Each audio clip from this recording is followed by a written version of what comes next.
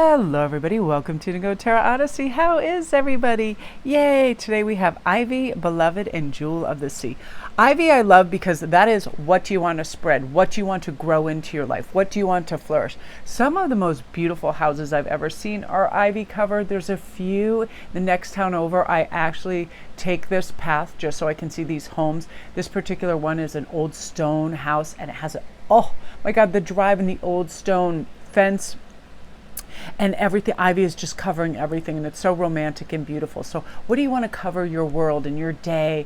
What attributes do you want to bring? What is going to like enthuse you into this curiosity of what every moment can bring in your day, that kind of thing. Like I know for me, the number one thing that instantly boosts me and I want in most areas of my life is humor.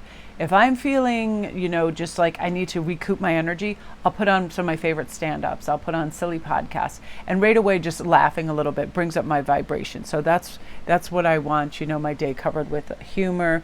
And then also learning something new when it pertains to health, spirituality, just a growth-orientated mindset. This is also Ivy is a growth-orientated mindset. And that means we're not fixed. We don't think we already know something. That means we're open to learning new things. So when people are speaking, we don't think, oh yeah, yada, yada, I already know that. It's like, oh, let me listen to this perspective or this viewpoint.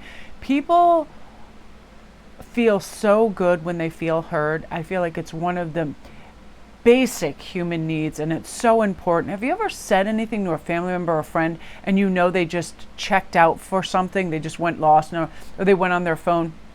I remember once something really stood out to me strongly. Somebody asked me a question. They were in my car. It was a coworker and I was driving them home. They were talking the entire time. They asked me a question and then I go to answer them, and the moment I go to answer them, I see them smiling before I'm even talking, and it's because they clicked on their phone and they were texting someone. Right then I stopped talking immediately. They noticed that, but I was like, that is really rude, and I make it an example never to do that to anybody, because that means somebody put thought behind what they're saying, and it's like to just be present. And I like to bring in that accountability of people are sensitive to that.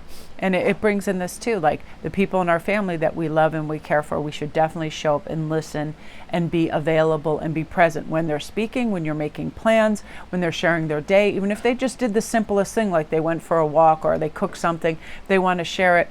It's an innate human quality to want somebody to hear about your experiences and to show up the right way to listen to that. And also not to, like I know families a lot of times and friends, it's like they like to, just rib and crack jokes or whatever, but it's like when somebody does that too often, it's almost like they're making fun of your experiences. So we have to be careful of not doing that and how our words affect one another, especially children too.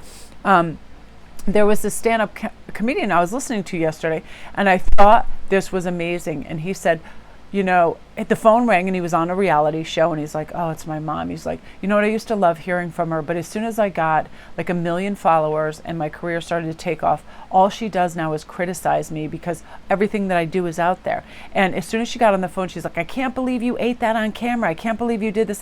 She was literally picking him apart when prior to his fame and his success, she didn't do that. You know what I mean? So it's like just being careful of that with family members. It's like being thoughtful of the effect we have on others through our words, which I love. The Jewel of the Sea, to me, this really resonates with what we have around us. I got in this great conversation with one of my offsprings yesterday about things we allow into our life and what we treat like precious jewels and what we treat special. And sometimes being careful of that hoarding tendency when you're out, impulse buys, oh, I'll need this, I'll need that.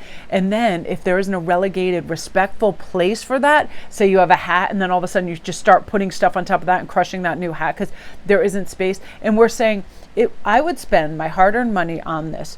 So it's going to serve a purpose or I love it. So if it's going to do either, I should create a loving space for that.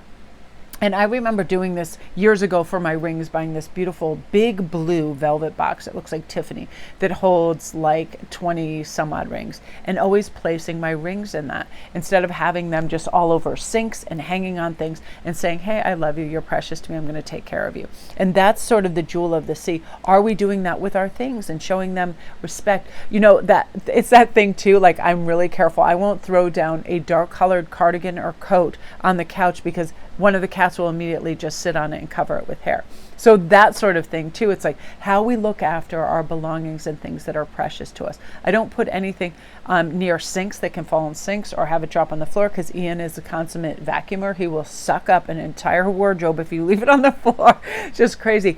And other readers know this about their decks. It's like all of a sudden I will feel so soothed and calm and better when I know my deck is scooped up in its box, in its place, and it's protected. So this is protecting things that are important and special to us, and having reverence and care for them as well. So my beauties, that is what you're meant to hear today. I hope everybody has a great day. Love and light.